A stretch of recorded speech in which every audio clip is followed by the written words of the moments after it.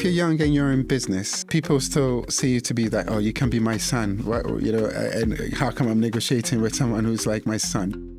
We were almost going hand to mouth with Babbasa. For anything, you have to be courageous first, and then the confidence follows.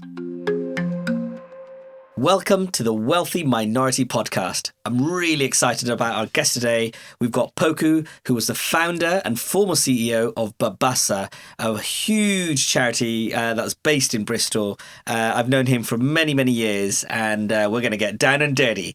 Right. Welcome, Poku. I love the way the energy has sort of rocketed up by, 10 notches. The coffee's kicked in. No, thank you. Thank you for inviting me. Fantastic. Poku, so today I thought we'd explore, before we go into what you did with Babbasa, because I think that's such a defining moment in your life and your legacy ultimately. I thought I'd talk about actually, who is Poku? What was young Poku like? Where were you brought up? What was your background? Yeah, so I'm Poku Osei, and if there are any Ghanaians or Nigerians listening to it, they go like, "Oh, he's a Ghanaian." So I am a Ghanaian. I was born in Ghana actually, with 5 siblings, or altogether 5 of us. Mom, dad. We came up in a relatively, if I can say, we didn't come up in a rich, come off living in a rich household or anything, but we were okay. And actually, it wasn't until my early 20s that I migrated to the UK. So growing up, I say this actually at times, that I was fortunate enough to have some uncles who were incredibly wealthy. So I saw what it was like, because, living in Africa is more about the extended family and not just your nuclear family. And also I had other uncles who were living in literally abject poverty, so again, who couldn't afford even a meal a day. So again, I had the chance to experience that too, but all in one family. And I never took that lightly. I always felt that it rather raised questions in my mind. And growing up in Ghana as well, it's a country with no welfare state, with no welfare system, should I say. So it means that, if your child is ill, you better find the money to take them to the hospital and look after them. If you can't work, it correlates directly to you can't buy food to eat. So it just means that, the system is a bit more harsher. And it shapes the way at times how people engage or disengage with society. But nevertheless, Ghana is a lovely country. It's a very hospitable country. I think the values of religion has fused really well with how people go about their day. So being able to be compassionate or to be caring or to point you in the right direction, people feel like they're doing a duty. Their religious duty, so to speak. So I think that has certainly cushioned the sharpness or the harshness of what it can be like living out there. And I loved it. It's my childhood. Through my childhood. What's your most fondest memory of growing up in Ghana? That's a good question. Actually, I've never thought about it that way. I think there's something about. It's something about the transitions in Ghana. So typically, if primary school, is sort of daytime schooling, so you go to school, you come back home. But actually, boarding school is the norm when you go to secondary or college, which is interesting. Interesting. And it's the secondary school, as they call it. It's more to do with your ability and less to do with your wealth. So it means that you take the best school, and it's certainly not made up of the rich kids. It's made up of those that, got the qualification to be there by and large, which I think is good. So it means that, socioeconomically, or should I say through this sort of social stratosphere, you have the chance to connect with all sorts of people during secondary. But boarding school, and in my case, I went to a boys' boarding school. So it was harsh. Some of my friends ended up going into the military and in the UK, and they said that, oh my goodness, this is like a walk in the park, given what we had to face and the harsh realities of, being in boarding school during our secondary school years. So I think that, in some sense, I've got some of my dreadful memories, but also my fondest memories, because, as a boy, it shapes you. You have to be independent, not just independent to be able to take care of yourself, but also independent to be able to survive. Because, as you know, once boys enter into puberty, if you have, just boys in one space for 6 months to themselves, you can be sure that, there's a lot of testosterone, a lot of bullying, a lot of people, forming groups. I'm sure some people will call that gangs, and you have to navigate all of that. So I think it equips you for the world. Fascinating. And so you've gone through school, and you've come out the other end. Yeah. And now you're in your kind of late teens, early 20s. Yeah. Who made the decision to migrate? Yeah, so it was interesting. So when I was 19, my my uncle, actually one of the ones that are rich, gave my brother. My brother was, in many sense, always seen, because he was always academically smart.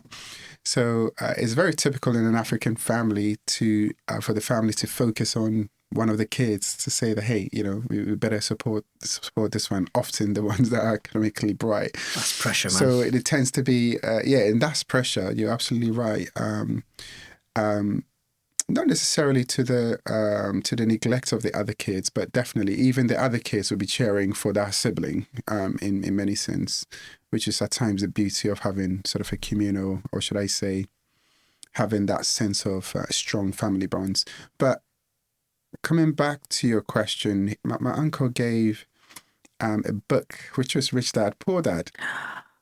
The proper Bible. To my brother to read. I think that was the first time anybody had given a book to anybody in my nuclear family. So my brother read it, and it was on the bed, and I picked it up. And I had never read any book before, besides obviously academic, what I had to read, as part of studies. It was a calling. Yeah, I know for sure, and it was certainly a calling at that point. What I got out of that when I first read it was like, you know what, I need to be independent. I need to be able to take care of myself and the people around me. And to be honest, that is still true of how I operate as a man, as a person today. And I fell in love with properties then. I thought that is the way. So at 19, I was somewhat, now people call it entrepreneurial, but I didn't see it as that. I just saw it as I'm just going to try and live my life that way. So it meant that, the Poku that will form bonds, but you can be sure that if you tell me that you like my shirt, the next minute I'll be telling you that you can buy it from me. I didn't. Poku the hustler. I was a bit of a hustler. I was, nowadays I mention this every now and then, but I even had a DVD shop when DVDs was getting introduced. As a young man, I looked at my mum, and she had a bit of a shop, almost like a big corner shop, and she was selling rice. And I thought, who's supplying her that rice? And I negotiated with the people who are these Lebanese bringing sort of rice and sort of big commodity 50-kilo bags of sugar, and I negotiated with them to become a wholesaler for them. So I was then supplying my mum and people like my mum. So I was just hustling. I remember, I had the chance to come to my brother then got a scholarship to come study in the UK. And I thought, oh man, I want to go to the UK, but I didn't really have the means to do that. But I remember finding the means, and before my mum and my dad knew, I was telling them that I had a visa to go to the UK. That grit and determination. Yeah, it's almost like, because when I read that book, I then realized that there could be magic in these books. And I don't know who recommended it. Someone also recommended, I don't know how actually, but someone recommended at that time. So it must have been then 2019. I read Rich Dad, Poor Dad. In 20, I read the or just before my 20th birthday, I read The Secret. So there was this, whether it's true or not, but there was this thing about being able to imagine the thing that you do want, and imagine it, pay attention to it so much that it forms pictures in your mind and gravitate towards it, and you'll get it. The world around you aligns for you to get it. So that's how I was living. So everything that I wanted, if I wanted, when I was talking about making the, all that DVD, all those hustling moves, selling things, because then I had started university. So I did my first degree in Ghana whilst my brother was doing it in the UK. Even then, all I wanted to do was build up enough money to be able to start to buy lands. But I was young. So fast forward, when I to your question, when I got the visa and told them that I wanted to visit, to be honest, I just wanted to visit because I was so determined to build a life in Ghana, which I did come to visit him. So that's how come I got to know of Bristol, because my brother, his scholarship brought him to University of Bristol. And then he said that he wanted to do masters, and I thought, I wanted to do masters too. So my brother in many ways has been quite influential, but not from more from an looking up to perspective than because he's done that, I want to do that. It's more inspirational. Yeah, more inspirational than otherwise. So I kept that at the back of my mind, that I wanted to do masters, even though, to be honest, if I had a chance, like, I have to have a purpose for education. That's what I realized. Otherwise, I don't feel motivated to do it. And Rich Dad Poor Dad actually teaches that as well. Like, you can have titles all you want, but have a purpose for it. That's it. Don't just have it for the sake of having a title, right? That's right. So I think around that time, because I kept coming to the UK, I then bumped into now the mother of my two kids, and she took a liking. But because I wanted to stay in the UK and she was British, stay in Ghana, I thought it wasn't going to work. So for the next 3 years, I was back in Ghana, now buying my lands and trying to move into. I did set up a real estate property management company. For real, I didn't know that. Yeah, you kept that one quiet. It's actually still going. It's actually still going. I just asked to be a silent director when I decided to pursue Babbasa.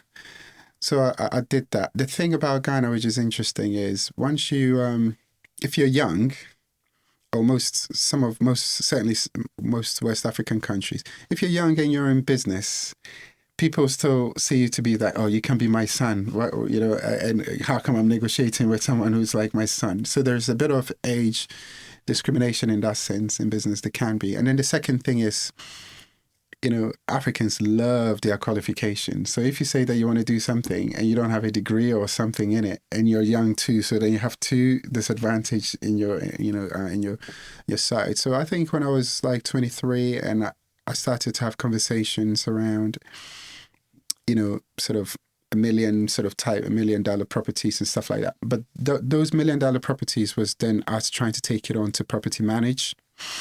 And people felt that, I can't give you my $1 million property or $2 million property. You're only 19, you're only 20, if you see what I mean. And I thought, you know what? The only way that I can cut through some of this noise, is to do my master's, but then do my master's in real estate and property management. And I had then got enough money to pay for myself, come here and do it. So it was when I started thinking about that and reconnecting again with my with the mother of my two kids. So I thought, you know what, I'm gonna come do my masters, and she was prepared to come to Ghana and live in Ghana with me. Oh, so you really pulled her then? Yeah. At the time, and I thought, you know what, it's not a bad bet. I can come do the masters. We can trial this relationship out properly, because I've never really believed in long distance relationship, and see how it works. So that's what actually was the main reason, and we did that. Maybe just to end that chapter. Two things happened around that time. When I moved, that was at the back end of the credit crunch. So that was then 2008. I started doing the masters. The two things is, one is Becky, her name is the mother of my kids, fell pregnant, which was fine. And I thought, oh. And then the second thing is the riots of 2008, the credit crunch, when people started looting or whatever, kicked in. I think that was in 2009, and I just couldn't wrap my mind around the inequality divide, as I was saying, because then I had moved into Easton, which, for those that are listening that don't know the city of Bristol well, it was a relatively deprived area of the city. And I was thinking, geez, this is supposed to be a country, a wealthy country. How come they're not letting all the citizens, as much as possible, at least have a chance, if not benefit from the wealth? And I realized that my mind was very much beginning to think in terms of socioeconomics, beginning to think of, what people can do. And in many ways, then I started to think of, I'm not one to point fingers that, oh, government should do this person should do that. And then I started to think of, what can I do? What can I do? And it was really pressing on my mind. And I started to imagine what I could do, and subsequently beginning to feel that maybe for now that should be the calling. So it's a big pivot from my trajectory. Because you're not a type that is impulsive and does stuff. You are a thinker, and you visualize it. From what I'm hearing is you have to sit there, visualize it, really reflect on it, think about it. I can see it, breathe it, be it, and then you take action. Right? At the same time, just because you're not an impulsive, it doesn't mean you don't take action, because you wouldn't have run a fantastic, phenomenal organization if you didn't, right? But it's really fascinating to get into your mindset as to how, you don't have to just do. Let's think about it, take stock. I think so. And I think you're a really good strategist in that sense because of that. Yeah, I think so. I think, this guy said, in life you can get whatever you want. But, to do that, you need two things. One is to know what is it that you want. And the second thing is to aim at it. And I think that's true.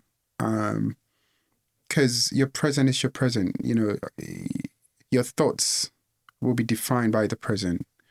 But actually, you equally have the ability to elevate that thought in a moment to say, okay, I'm going to think about what Poku or Waliur look like in 2030, and let your mind work with that. What would you want for that Waliur or whatever? But once you get that, that's knowing what is it that you want, then you aim for it. It's surprising how once you start to say to someone that I want to do A, even your mother is likely to say that, oh, your uncle or some friend I used to go to school with, I think that's what they're doing. You should talk to them.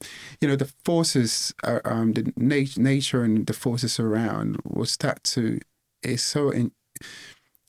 anyway, let me just end that sentence. We'll start to, gravitate in a way to support that, so long as you begin to be consistent to that. And I've always believed that. That doesn't make it any easier of a journey. But if we just zoom into that, because there's some really poignant points you're making, right? You're talking about consistency. Talking about the gravitas. And you have got that, man. I'm like an excitable puppy one every time we meet, right? And I'm having to shut up and listen and really get into your brain. And it's phenomenal because for me, it's really understanding how your brain works. And I think, we're all different people, but for me, it's, how have you constructed the vision, essentially, of where you want to go? And you've obviously spent a lot of time thinking about that, visualizing it, seeing it, feeling it. That's the bit I really gets me quite excited, because I like to be a visionary and do stuff, but I think for me that's more of a learned thing. For you, I think that's more natural. And I think in your form, in psychology they say human beings, we are they have the word we are tabula rasa, as in we are empty shells when we come into the world. and actually the environment feed that empty shell into something. And a big part of that environment will be our parents, right? So, if we were using that as a theory base, then I can say that my deep sense of values, where is that from? Because if it wasn't my deep sense of values, I wouldn't have pivoted from the journey that I was on as the founder and director of a property management company, wanting to do well, does that make sense? But my deep sense of values said that is where you're on, but you need to pivot because there's something socially and structurally wrong, and you can play a part in that. But by knowing that, going that way, it meant that I had it down on the paper that by 30 years old I was going to be a millionaire, and in many ways one can say that the trajectory would have all been well taken me there, but when I made that decision that I'm going to pivot, I knew that I had to park that because it's going to take some time to build this up. And this thing that I'm building is a social enterprise. So it's not like, it's going to be a company that I just extract money out of, right? It's one that gives more than it takes out. So that decision wouldn't have been possible without the strong anchor of value base. And that value base, I would say, from the shell was from my mum. She was so consistent with her values that I thought that was just the norm, if you see what I mean. Amazing. And in business, in when you started we're going to talk about BYEP, Black Young Enterprise Partnership, I think it was. No, we'll call it was still Babbasa Youth Empowerment. Babbasa. Sorry. Yeah, that's okay. That's okay. So, but we'll come to that. Would you say that those values that you started off with, the values that you've took through life, you've put into your organization? Yeah, absolutely. Because I mentor now. I don't know if you're aware. I actually mentor kids through through the organization. Babbasa, and the staff, the people I interact with, very strong values driven. Yeah. No, absolutely. I mean, Babbasa's 3 core values are, you would have guessed this one. 1 is imagination. 2 is kindness, and 3 is determination. Imagination, in that I thought, not because I believe in the power of imagination, but also thought that the organization that we were running, there's no way that we will be able to help a young person transform their lives if we are not able to help them imagine a world out of the world that they're living. And I'm mindful that we have to come back and explain what Babbasa does. Let me just say that now. So Babbasa, for those that don't know, is a social enterprise set up to support young people from low income and ethnic minority backgrounds to pursue their professional ambitions. And maybe just, again, to let people understand how it works, is there is one side of it that works like a charity, which is it goes out, engages young people who wouldn't have otherwise had the chance, or perhaps whether that's through poverty, whether that's through some challenges at school, or however challenges do come. So we engage them and we help them prepare towards the world of work, basically. Inspire them in source. Now, the other side of Babbasa works just like any commercial business, which is it goes out there and broker employment opportunities, career-oriented ones from employers. So it basically works like a recruitment company on that side. But it doesn't just do recruitment on that side. It also does training for those employers. So we make the money from that side. Basically, we take the young people that we prepare, we put them into the world of work, and we train the employers to be able to work with those young people properly. And the fees that they pay us, we put it back into the business, because the young people don't pay us. So that's how we sustain the business. We sustain the business model, which is the. And what type of companies are you working with? Because I mean, this is a bit of a loaded question, because I know, but just for the viewers and listeners. Oh, it's a range. So we work with, from the likes of the Traders Bank to, Atkins, Aurelis, some major engineering firms, through to some tech companies, Silverback, David Attenborough's company, a production company, to Plimsoll Productions. And it cut through, of course, to some higher education bodies as well. So the universities, we have a partnership with Bristol's 2 key universities, and And of course, we do work with the likes of local and regional authorities. So Babbasa has got, it's fair to say, has got a breadth of partnership across. But when you do that, Yeah. you kind of, you're not specified. So, if you're a recruitment agent, as an example, Yeah. you want to specify in DevOps or this or that, right? Yeah. You guys have got an expertise across the board. Now, Yeah. the reason why I ask this question is because anyone I've spoken to about Babbasa, about Poku, it's a glowing reference, right? Yeah. So, and you don't have a big PR team behind you. So what is the secret sauce? I appreciate the values, but all businesses have values and organizations have values. Yeah. What is the secret sauce to giving you that almost elevated status in people's minds? Because when you talk about, Poku, so if I tell someone, oh yeah, I'm meeting Poku today, oh, Poku, or they'll be like, oh, Poku. What has given that personal brand to you and that organization, do you feel? What's the secret sauce? Two things comes to mind. One, I think, is just integrity. So what is it that you say you're doing, and are you being intentional and honest and doing that? Because the more people see you doing that through the very difficult times, you still don't shake. That's what you're doing because that's what you're focused on. And you're not two-faced about it. It's not that, because this is the new thing in town, so you're going to do that, or because this person has got a title called, the mayor of Bristol or the MP, so because of that, you're gonna, you're gonna be a whole different person. You treat them different from how you would treat, the young person who never met his dad or her dad, if you see what I mean. So I think there's integrity. I'll definitely will say.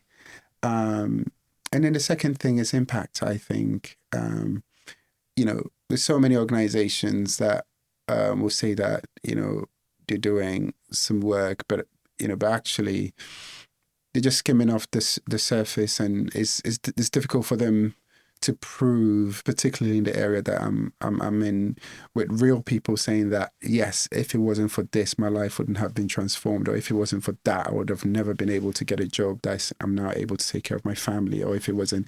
So I think doing it, again, coming back to the word consistent, over 10 years, you now have people that we supported over 10 years, that is, we have people that we supported 8 years ago who are now and have, married, they have kids, and they themselves are prominent in local communities, and they are real ambassadors, right, for us. So, and you do have mentors who come in.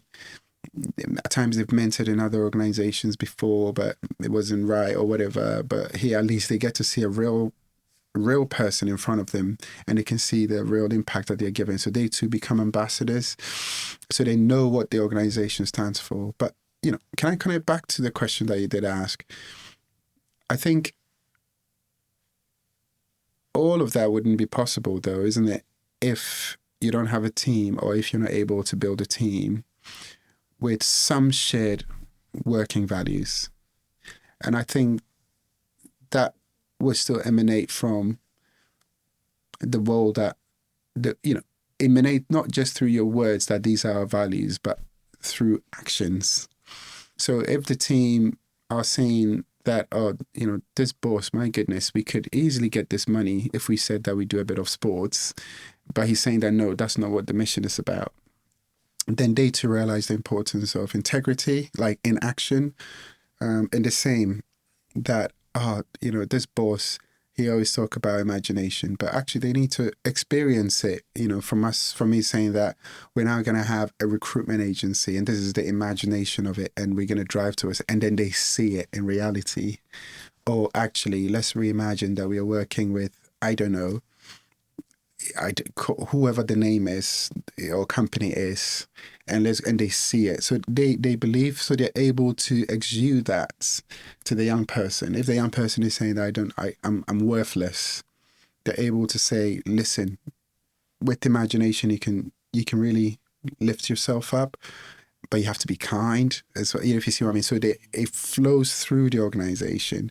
And actually, maybe if I can add the last point, you then also have to say, okay, you're going to hold yourself accountable to that in all quarters. And when you feel like something, you own up to it. But you're absolutely also going to hold the staff accountable to that. And if someone is not right, you have to let them go. And no matter how harsh it will feel in the initial settings, because you want to build a culture that is able to exude the energy that is needed for the mentors like you, for young people that we engage, and for the investors to know that this is what we're doing. And I think when it's that, then it kind of naturally builds itself in terms of a brand, I think. I love that. Absolutely love that. Like the you live it and breathe those values, what you're talking about, you know. At least you try. Well, yeah, I mean, we all try, but it's not come from a false place. Like I've been in the corporate sector, and you know, they've had a strategy session, and then they've like, right, scribbled some values down, you know, and then you just regurgitate it, and it's not really said with passion or belief, or they're not living it. I think what you're telling me here is like you said, it's in action. Like this, obviously, talk about it, share the vision, inspire, but then deliver it. And I think when you've proven the test of time as well, man, like you've gone through some, like, you know, and we'll cover this in a minute, like, you know, some highs and some real lows, and when you've just been consistent and there, people see, okay, these guys are the real deal. I think that's what you're saying, right? And it kind of builds trust, isn't it? If you're consistent and you're doing things with integrity, you know, the number of times, particularly over the last 4 years, that you have someone reach out to you and they say, I see what you're doing. You don't know them from anywhere. We've had that even from some investors to go like, what would you guys need to keep doing what you're doing? And, you know, without trust, it's only so far that anyone can go, isn't it? So to be able to, if you know that consistency, integrity sort of builds trust, right? And it doesn't matter, you know, some people will invite you to their homes. At times people say like, goodness me, how come you've got the CEO of this bank or the CEO or the mayor's phone numbers? How did you do that? I don't think I have a strategy for doing that. But, you know, because you're trying to live a life of integrity, they feel that they can trust you. You know, they feel that you wouldn't abuse it. You know, your media team will kill them if they knew that they've given their personal contacts to you and stuff like that. You know, you can call them out for a walk, and people go like, "How are you going out for a walk with?" Does that make sense? Mayor of Bristol, I mean, you know, viewers don't know this, but on our journey here, we're talking about politics and obviously, you know, things changing in Bristol. We're talking about, you know, how we're both fans of the current mayor of Bristol. And then he's text you. And people wonder, it's because you relate to everybody as humans, and you know, at times, you know, people relate to certain individuals as their titles, and they're real humans. You know, they too want love and affection, and they want to be seen as humans, even though even now and then they may relish the idea of being engaged as a title, if you think about it. But I try to engage with everyone. Do you know, and I talk about myself in this because we've maintained a relationship over the years, right? For sure. I've had different jobs, job titles, this and that. You amazing transitions. It's been nuts. I need to interview you on this podcast.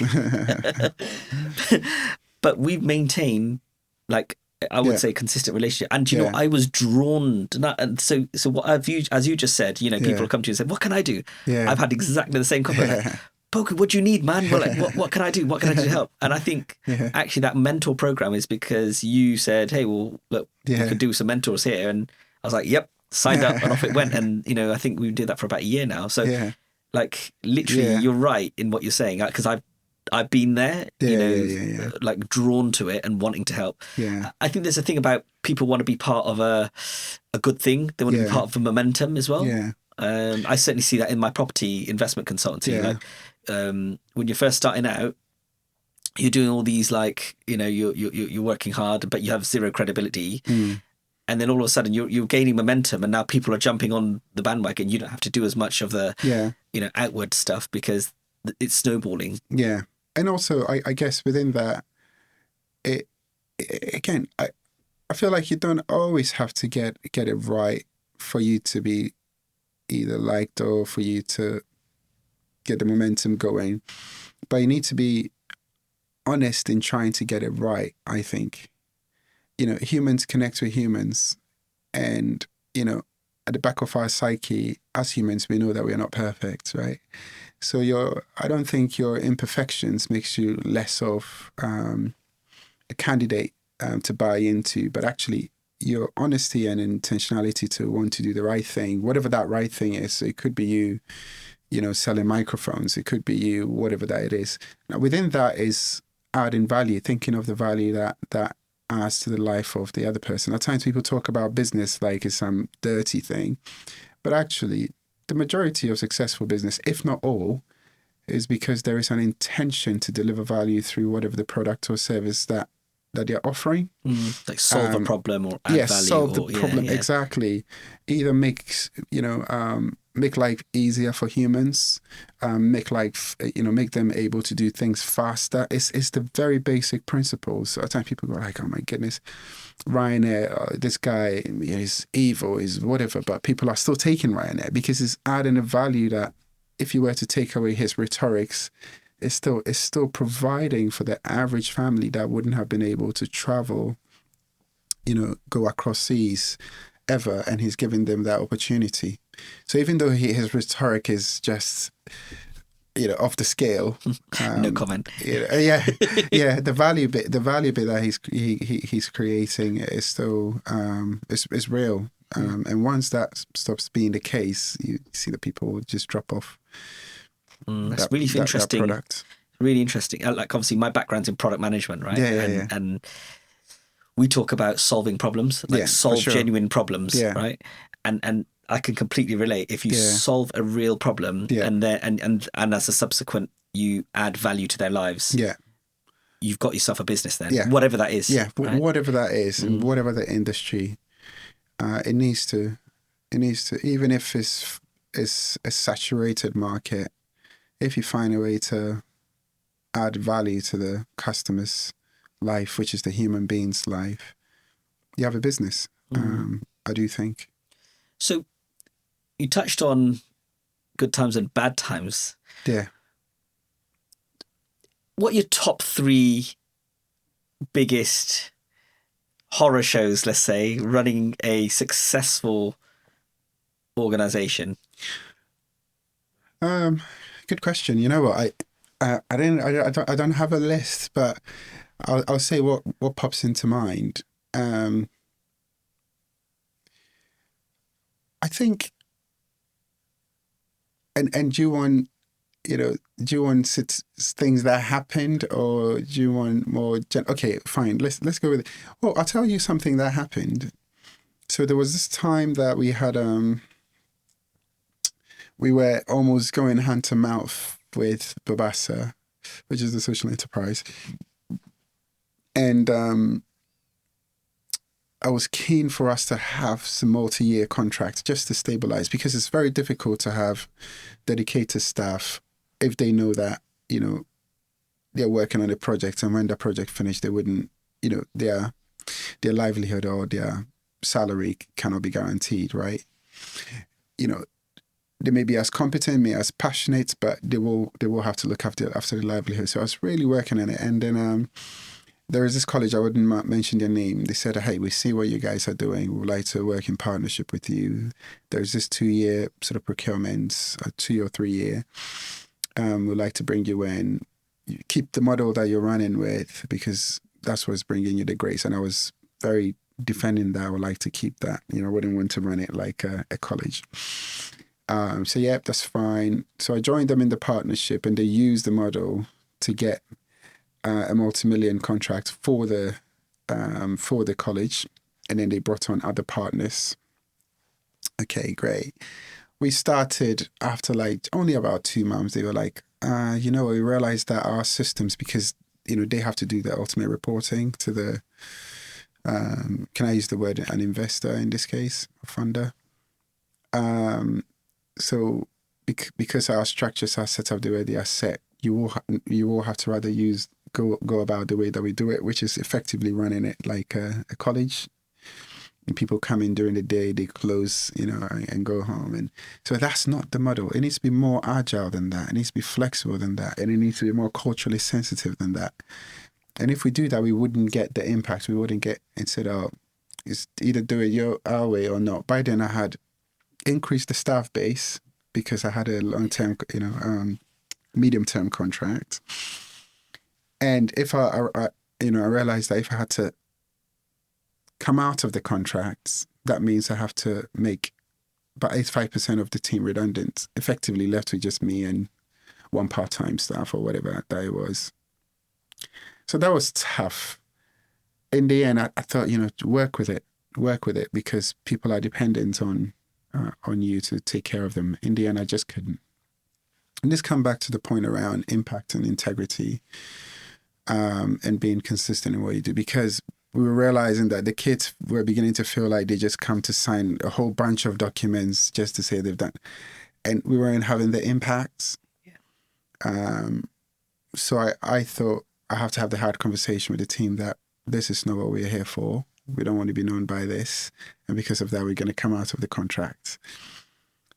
Surprisingly, they all agreed that is the right thing to do because they had come on board because they believed in the vision, but they were going to lose their jobs. So I don't know. That was my first time having to make people redundant. It's tough, very tough. And not only that, if you cut any organization by 85%, the likelihood of it surviving is like 2% or like 1%.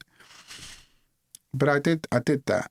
And we only had, 1 month or so worth of money to try and find someone else to support or work with. And that came through. So that was really hard. And it's like literally it was down to the month, and then, on the wire. Literally so down how to the wire. How did it come through? How did you resolve that situation? So there was, again, in the same way, there was this guy that had seen our work, and he worked for a funder, and he had said that he really likes what we're doing and he would like to talk to us about it. So immediately I made that decision that we're going to come out of this contract. I started engaging him, but they have a long process. And also what other funders don't like or investors don't like is if they ask you how you're funding yourself now and you were to tell them that you're coming out of an agreement, it feels like, what shows that if me and you go into an agreement, you'll be able to sustain that. So there's a lot of having to prove yourself. So that was hard, but it goes back to the integrity. The person, the investor listened to the reason why we're coming out and thought, okay, this is why I like these guys in the first place. And it isn't because you're not delivering. Exactly. Right? So it's a different reason. And yeah, I think it's a different reason. Usually you come out of a contract because you can't deliver or you screwed something up so royally that it's like, I'm going to have to step back. It's not that. It's an integrity reason. Yeah. And that was hard. And he knew the timescales that we were working towards. He gave us the thumbs up just before the end of the month end, but we weren't going to get the money up until then. So it is I never wanted at any point to not be able to pay his staff. So I think I did not pay myself just to buy time, I think a month or so, not for long. And then continue to pay my 1.5 staff or whatever, just to hold on to the fort. So that was tough emotionally, because it's telling someone that you're going to let them go and that they wouldn't for a period be able to, they have to go find another means of taking care of themselves. And that's hard. One person had got kids and I had a kid myself. I'm thinking, wow, like. So how many did you have to let go at that period? I think it was 8 or so. Okay. I think we were about 10, if I'm right. And did they all go on and find places, or did any of them come back? Or? Oh, yeah. So when we picked up, which was by the time we were because even though we had the fund, you had to be in a place to be able to bring back staff on. So that was like 3-4 months down the lane. Obviously, a lot of them had gotten jobs, but actually 2 of them came back, and one of them had set themselves up as a freelancer. So they worked with us because they were doing more communications and sort of graphic design stuff. So that they're able to work with us in that sense. But the good thing is I maintain relationship with all of them. So it wasn't that story of, oh, they made me redundant. Well, if I can use the word, what a twat, So I maintain relationship with all of them. But like, it wasn't personal. But look at the care and the consideration that you've had for that. Now, I've come from a place like in banking where it's like there's a yearly cull, right? Yeah. Like, okay, it's going to happen. Can you come to the room? Right. Okay, so we're making cuts. Da, da, da, da. And obviously it's done with sympathy. Yeah. But you're just a number. Yeah. And you're just hoarding cattle. Whereas you've taken it really personally. I mean, you've really impacted yourself. Yeah. To, do it in the best possible way.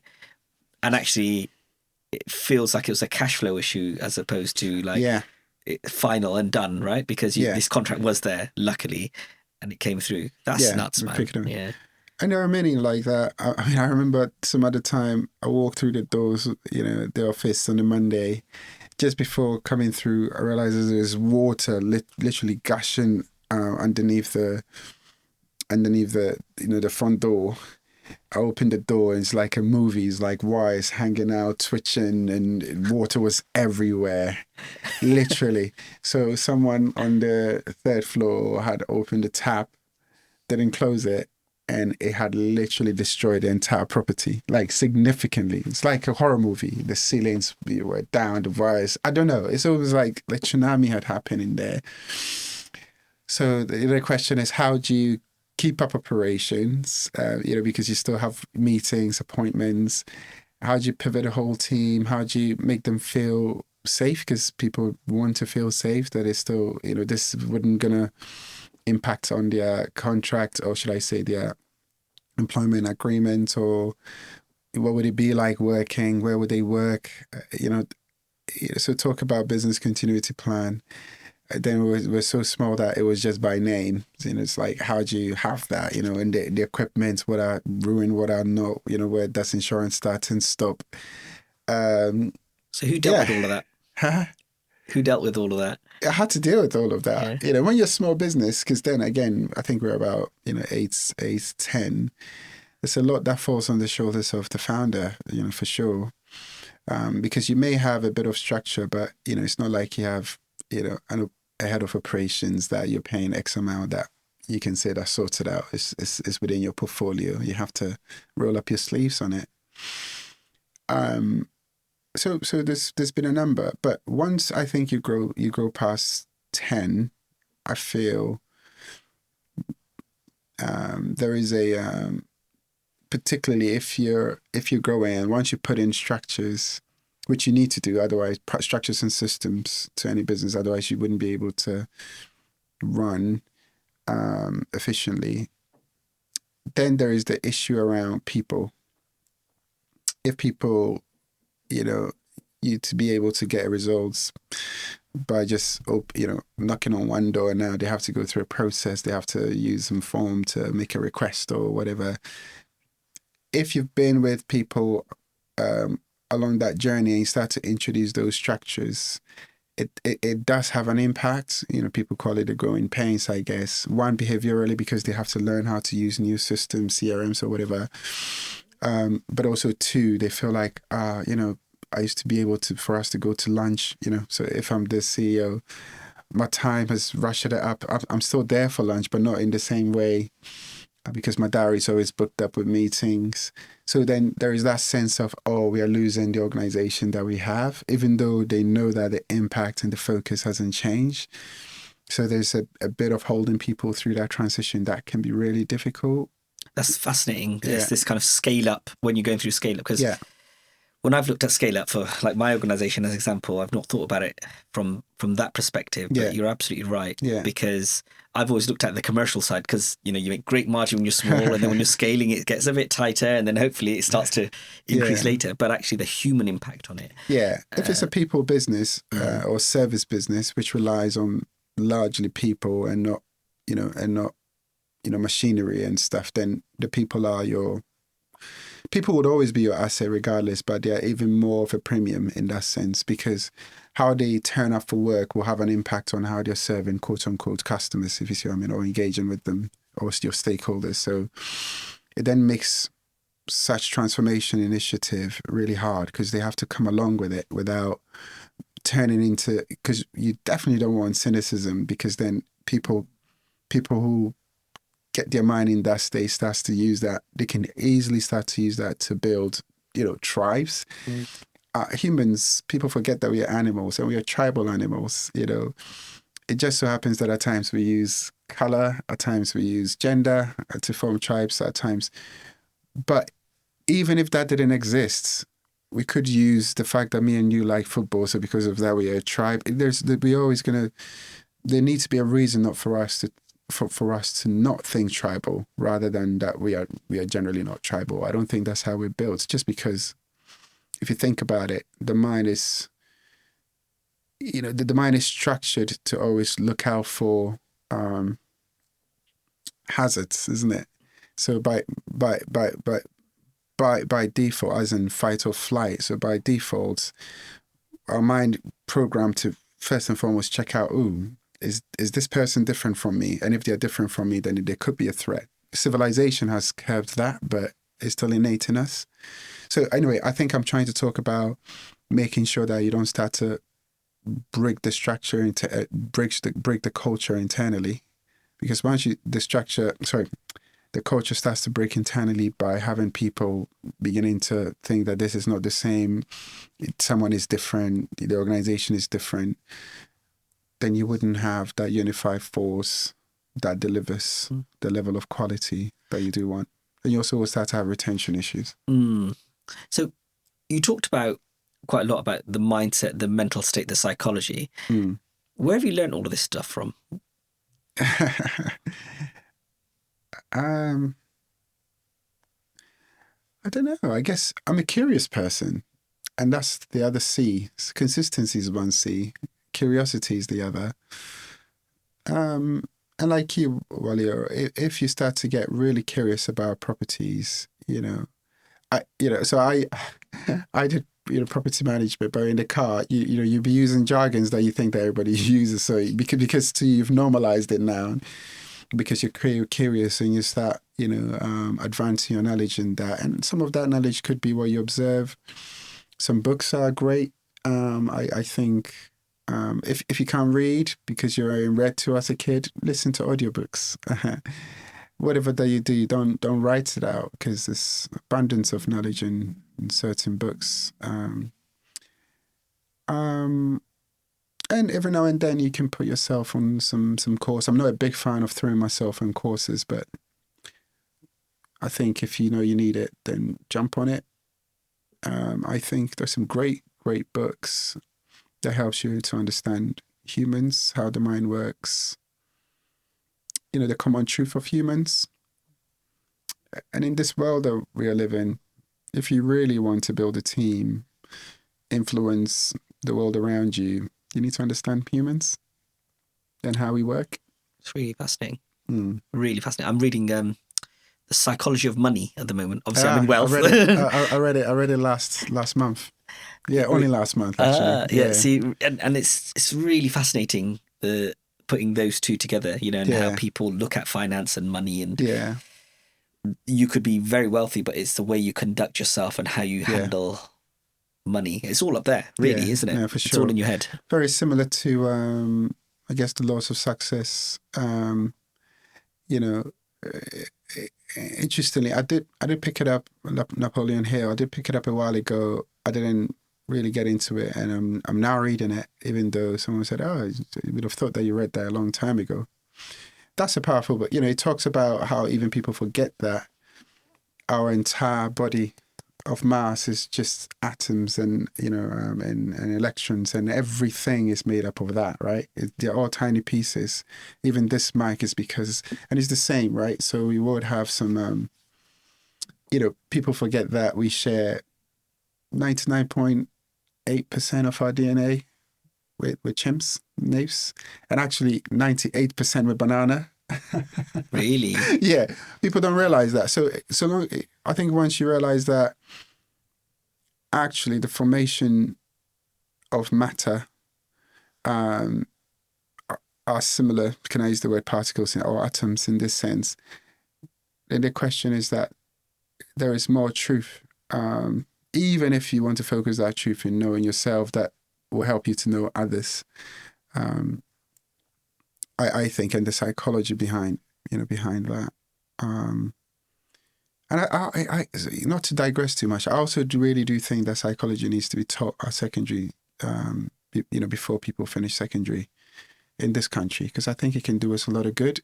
It just helps you to realize that the mind is in its own place, and you can make hell out of the world that you found yourself, or heaven out of it. It's a choice, right? There's the saying that I'm going to butcher it up, but something along the lines of the environment around you can take anything and everything away from you, with the exception of one thing. And that one thing is your ability to still choose what you'll do about it. And that's why I also believe that, events that happen in your life would have defined who you are up until today. But who you become tomorrow is entirely up to you, because it's based on your choices within that. Fascinating, because you're also a man of faith, right? Something we've not really explored. Yeah. And how does that impact your? Because just explaining what you just did then, I have very similar values and beliefs, right? I'm also a man of faith. That's why I've been able to keep in touch for so long. There's always something that connects, and that's the sort of the atoms that I'm talking about, because you feel that we went slightly different journeys, but it feels like we're on a wavelength on something. At times we don't even know that thing. But anyway, go to your question. No, you're right. It's a really fascinating way of looking at life, right? Yeah. What I was saying was, you're a man of faith, and you're a principled man. Yeah. Obviously, integrity, trust, all those things are really, really important to you. And likewise, that's what I try and instill in my business. And I think I'm lapping up as you're talking, because I'm like, because I really believe in that, right? I really believe in that, in the way you conduct life and the way you conduct yourself in business and with family and friends and so on and so forth. How has faith impacted you, apart from the obvious stuff like your principles and your values, but how has that impacted you in the way you look at life and what the future holds as well? Yeah, my mum will say that, when was the last time I went to church? And to be honest, it's a long time ago. But I will still say I'm a person of faith, in that I ultimately believe that there is an omnipotent power. The scientists will say that it was the Big Bang or whatever, but I do believe that there's some omnipotent power, that this life that we do have, i.e. the ability to breathe, speak, and at one point is gone, that it comes from somewhere. And the way that it's impacted me, or the way that I look at life, is that if we have life, because even right from inception, we are to serve a purpose on this earth, right? And whatever that purpose is, and that purpose could be that purpose, i.e. to serve humanity, and I believe that humanity could be you coming in life and realizing that actually your bit is to create wealth for other people. That's if you do discover that, but you have to try and discover that.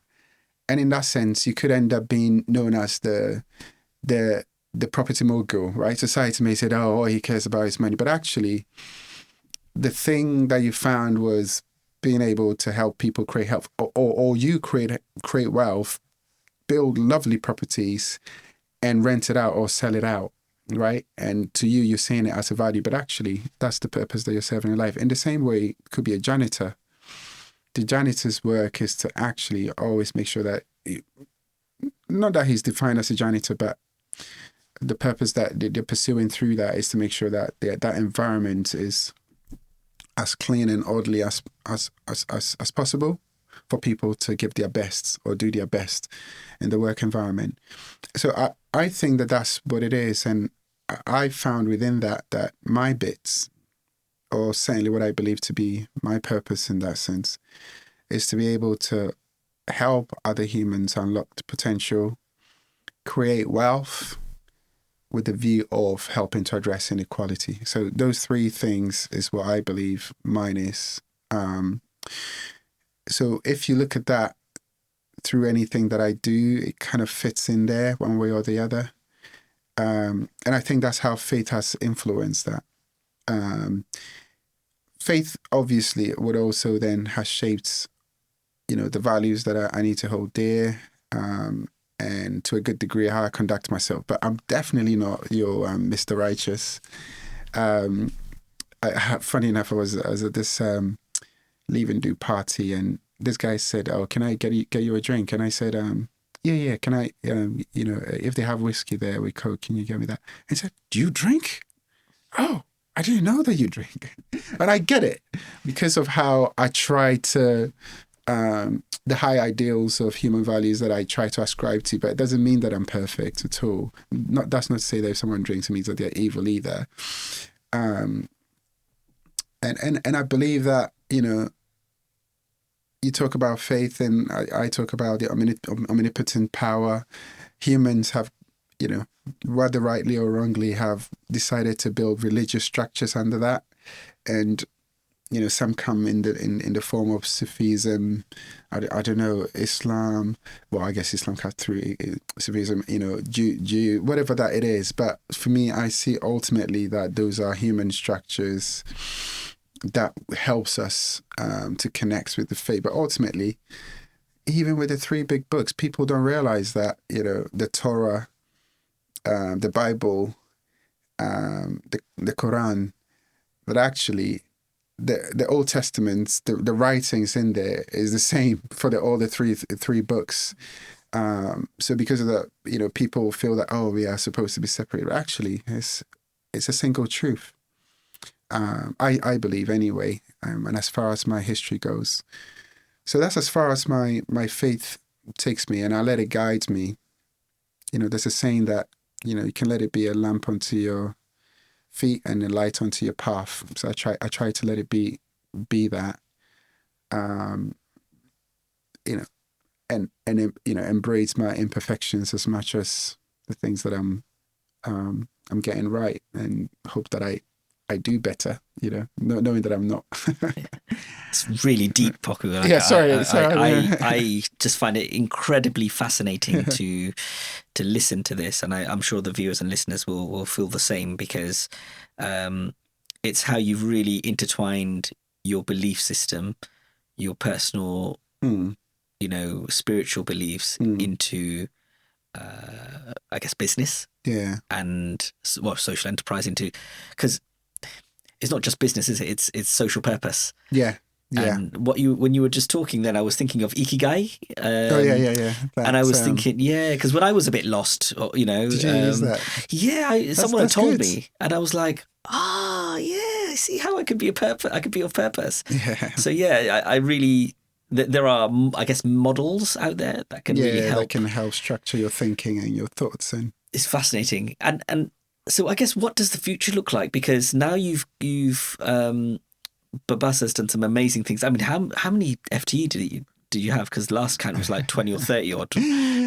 I think the full-time equivalent, as in employees on payroll, is like 23, and then we have sort of associates, like freelancers. So if you look at it that way, I think what even makes Babbasa bigger is that we do have over 300 ambassadors who, at times, because of how they operate, it makes it feel like they're, they work at Babbasa as their day job, even though they have, other jobs. So it makes it look way bigger. Certainly managing the operation, you have to manage it like it was a 300-member employee base, just because of the, how it's set up.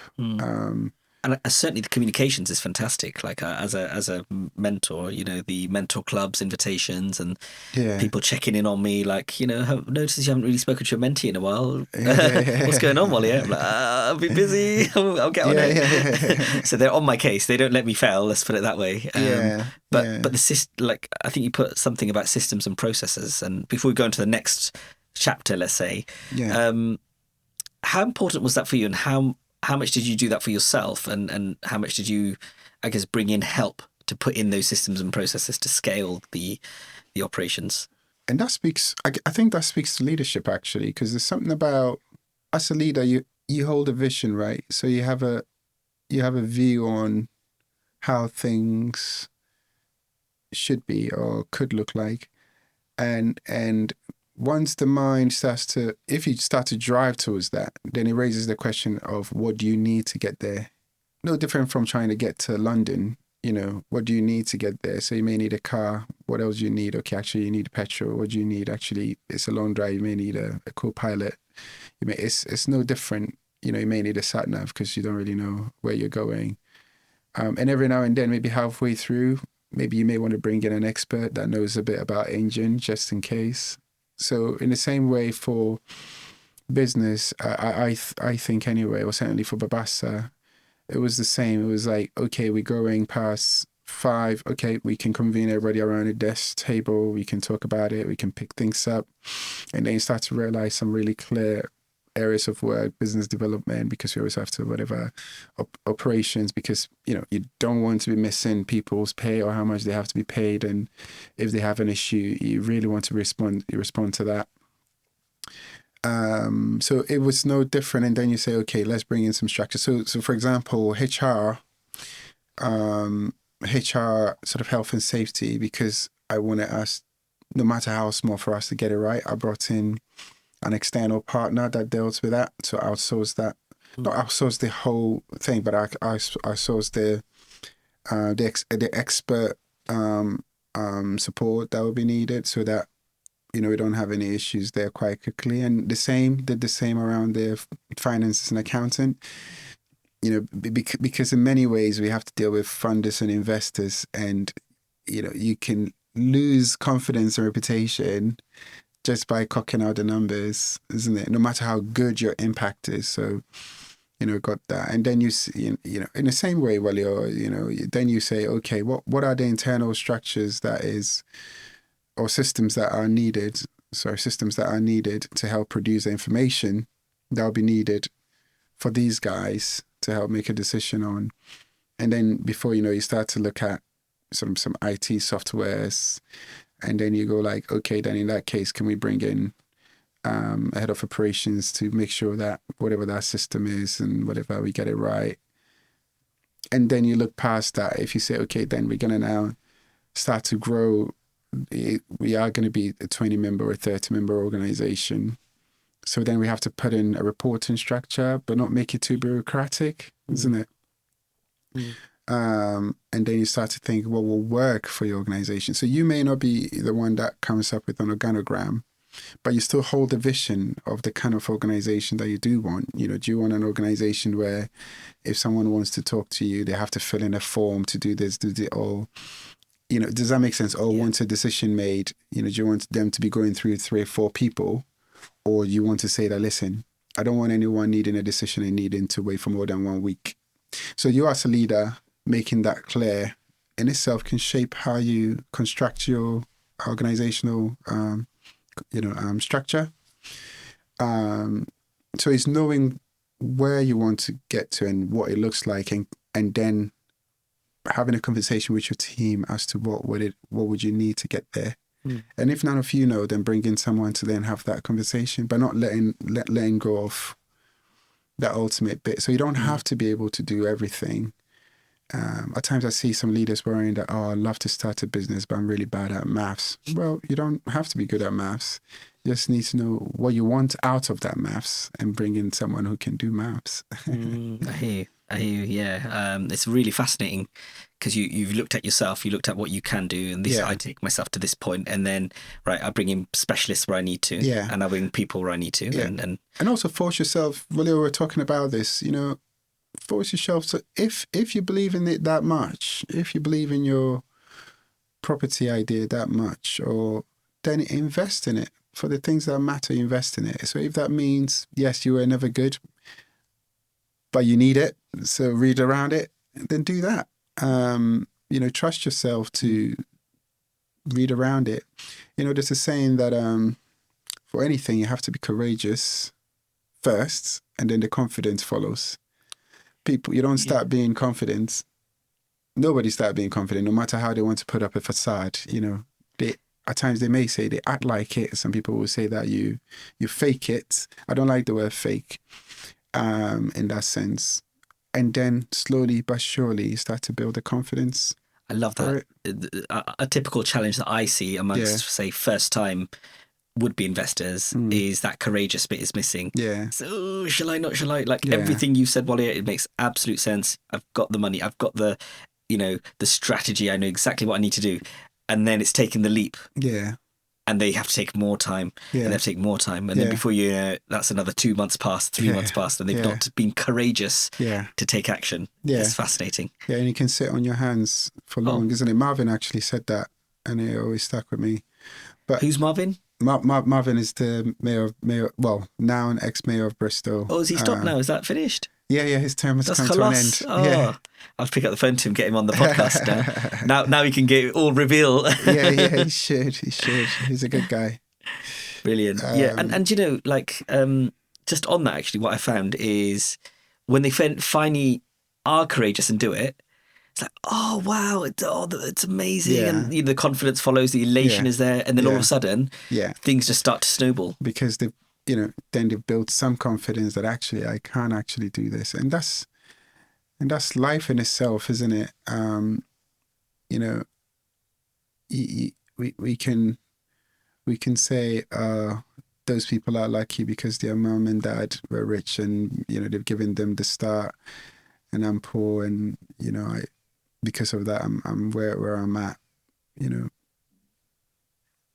but actually it's still up to you. It's up to you to say, I've got the start that I've got, but what can I do about it? It will feel vulnerable because I don't know anyone who's done it, but you have to learn to live with discomfort.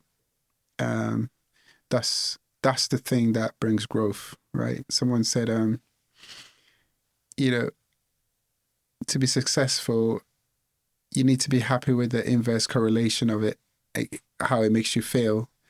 So, for you to be rich, you need to, going back to the psychology, you need to learn how to save. And when you're saving, it makes you feel like you're poor because you can't, it feels like you can't buy the things that you want to buy.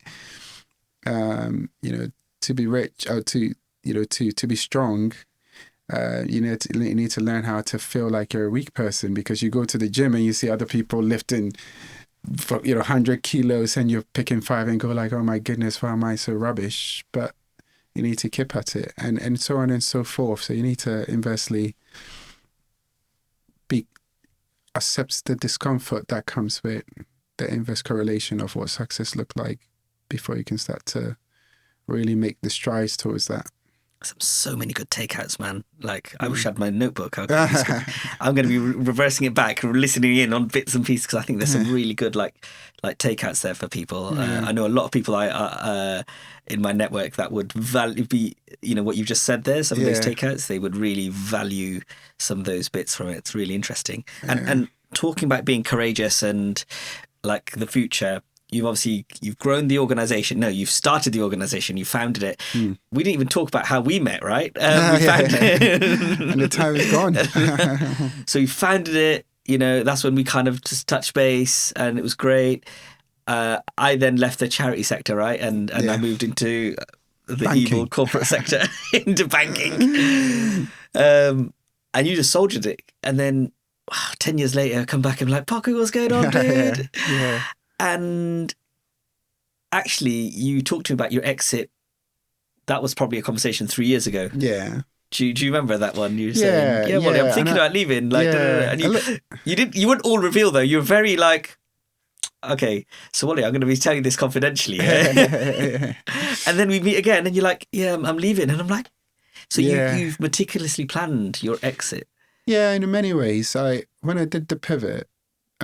About 14 or whatever years ago, I always saw it as this is something that needs to be created for society. There needs to be an organization that helps people to level the playing fields in a way that didn't really exist, particularly for ethnic minorities and low-income people from low-income background, to let them believe in the potential of life. So that was that. And now that, so I had to ask myself the question, now that it's created, it's got amazing stuff, do I still have to keep running it, or can I just be a non-exec director and let, people take it to the next level? So the decision in itself wasn't as difficult. A lot of people ask me, wow, like you just built this, how have you, it must be really hard for you, it must be, but it's not actually. And also, Waliur, I think you're right, because I was even talking about it then, it doesn't make it, it's not like just a week's decision or a month's decision. So I'm content with that. But with that, it's exactly the things that we were just talking about. With that is moving away from what even moving away from a title that, brings you favors, and starting all over again. And I'm excited about the challenge, but you can't take away the fact that it produces all sorts of discomfort. I was saying that all of a sudden you don't have an executive assistant again, and you have to do every single thing. Yourself. First world problems, Poku. Yeah, my God. Yeah, tell me about it. So then you have to pick it up all over again. But I'm excited about that, and the thing that I want to do now is still in part about impact. So I want to be able to consult two things. One is I want to be able to. So this is the future now, right? Yeah. Okay. Yeah.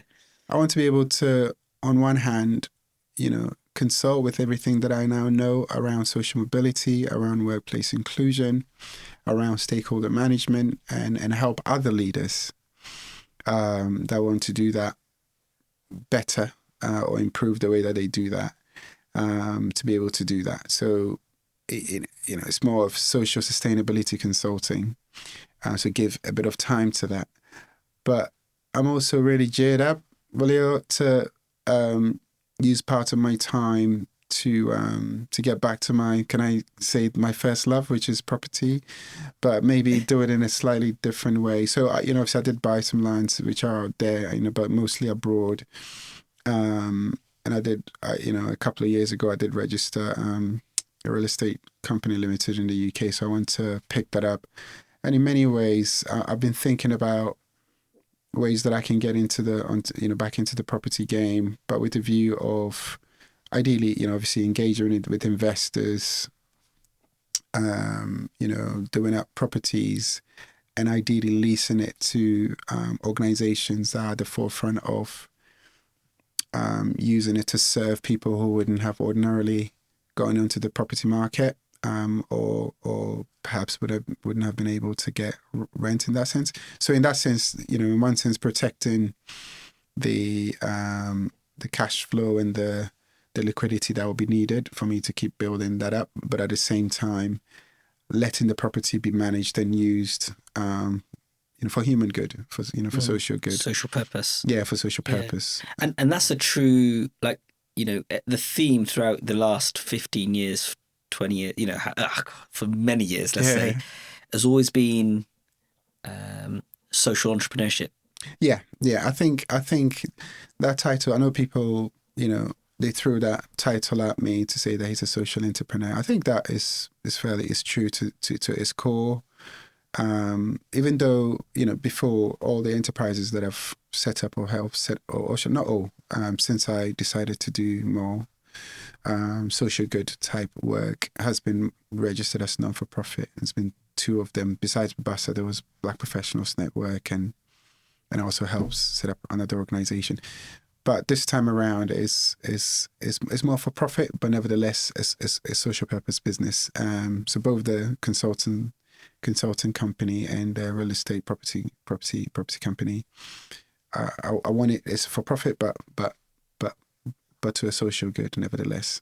So watch this space. Poku's going to be in touch. He's going to be leveraging that network. Your network is your network. Yeah, network, they say. Yeah. And I hope that people come along to that journey, because, like I said, ultimately I feel like my purpose is defined as helping other humans to live more dignified lives.